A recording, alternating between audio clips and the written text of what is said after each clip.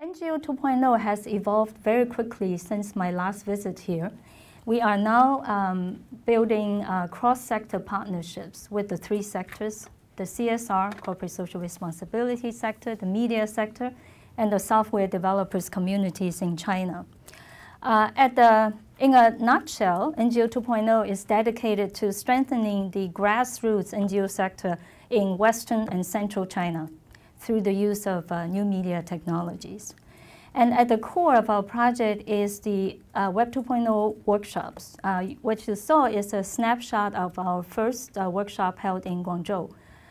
And to date, we have trained about 150 organizations, and they are spread across 6 NGO issue areas that include environmental type of NGOs, health-related NGOs, women, children, rights protection, community development, which includes poverty alleviation efforts and post-disaster relief efforts, education, referring to educational assistance to children coming from poor families, including the migrant workers' children's group. And the last NGO issue area is the support type of NGOs.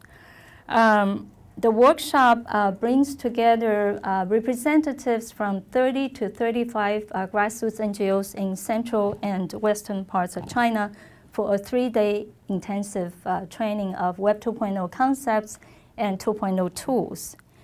To empower the grassroots, enhancing their communication capability is only one approach. And the other complementary approach we took is to help them locate resources.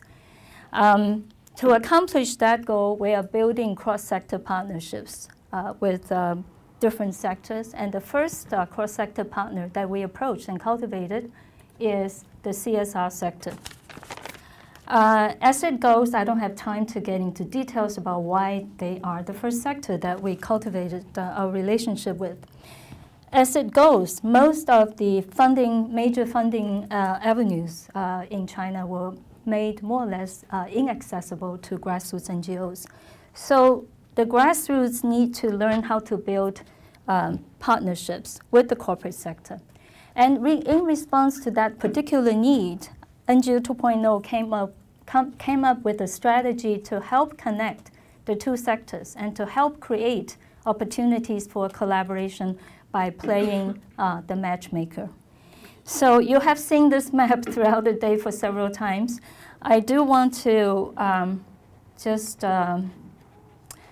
okay, how do I get to, I just want to quickly demo to you. This is a platform that is built on Ushahidi, an open source platform. And the purpose of it is to connect the demand side of things, the NGOs, with the supply side of things, the corporate social responsibility sector. And you can tell that here are more than a dozen NGO issue areas. And if you click on each area, you will see where they are geographically spread.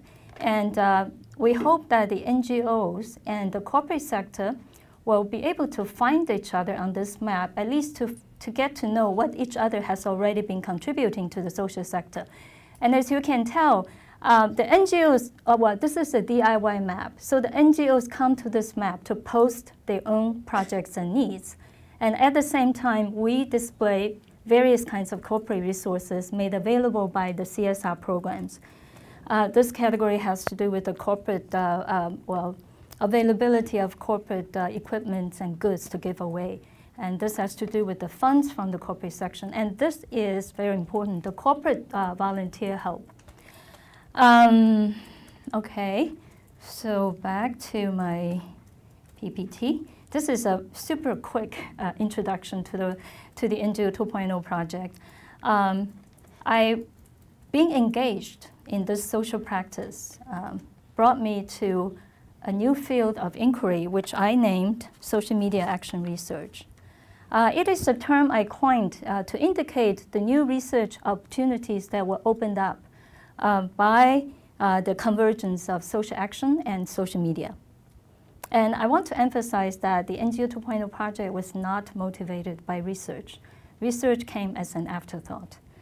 Having said that, I think we are witnessing the emergence of a field of inquiry This new field of inquiry driven by questions like what happens when traditional action research intersects not only with the internet, but also with social media. Another question is what kind of implications did this new field bring to not only researchers engaged in action research, but also to scholars interested in examining contemporary social changes, including changes triggered by the rise of social media as a global phenomenon. A few words about action research. This is the definition given by the inventor of the term action research, Kurt Lewin. I want to read it because I was not thrilled with this approach.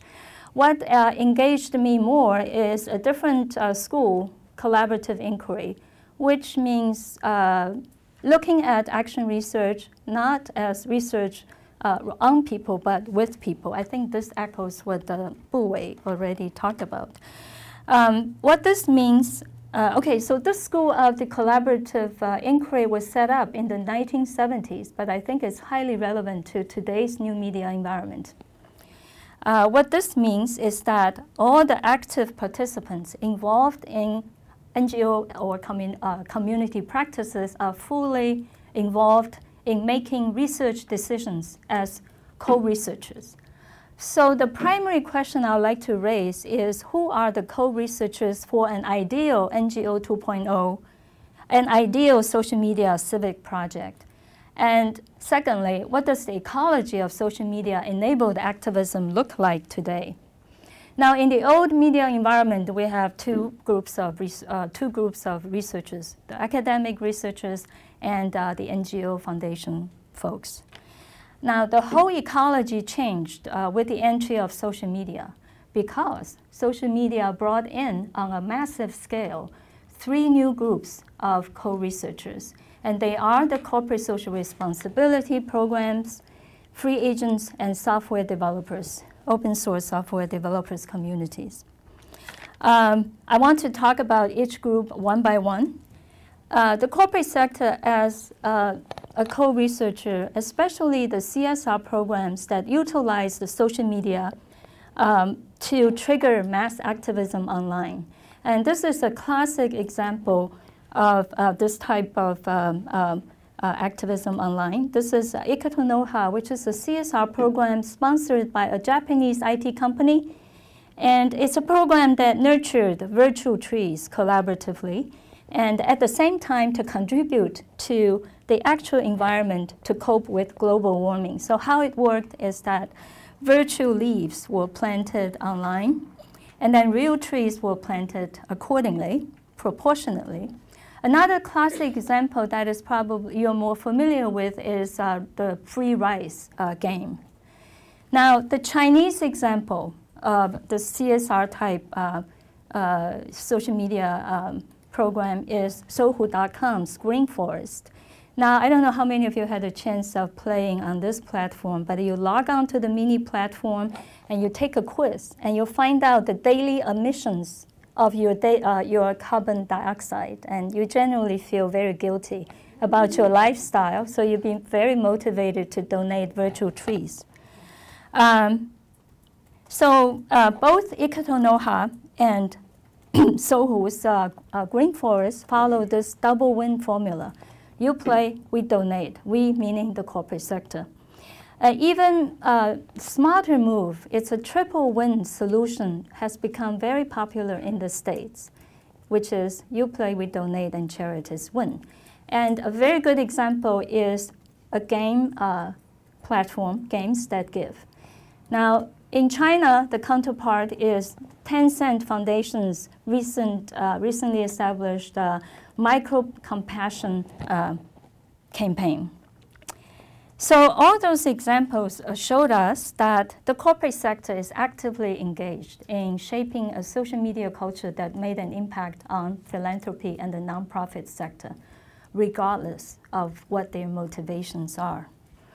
The critical questions that we need to raise are what happens when social cause marketing is turned into crowdsourced projects? And is mass collaboration enabled by social media actually making social changes on the ground? Those questions, of course, need to be debated. But my point is, today when we undertake social media action research, we cannot leave out the corporate sector. So that's the first group of co-researchers. The second group of co-researchers are the free agents.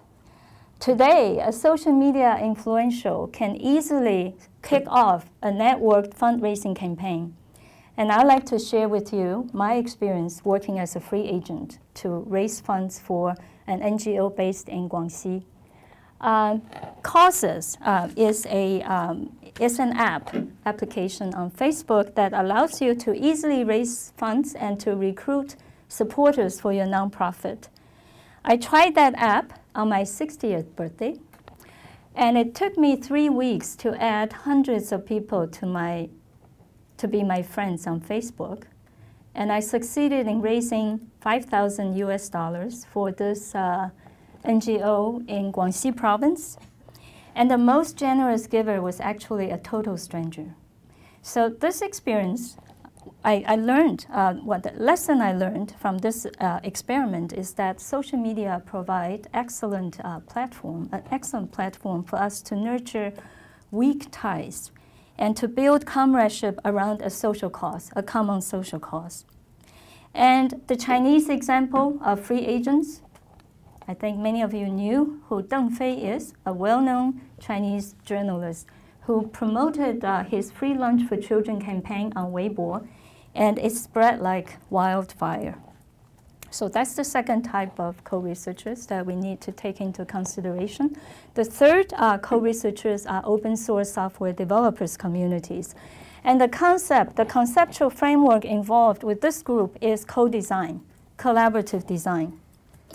And the map that I showcased earlier really falls into this category because our team, the tech team of NGO 2.0 project works very closely with the NGOs we trained to develop the map.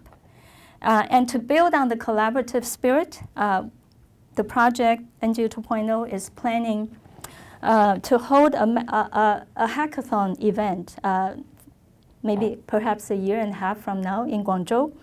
And a hackathon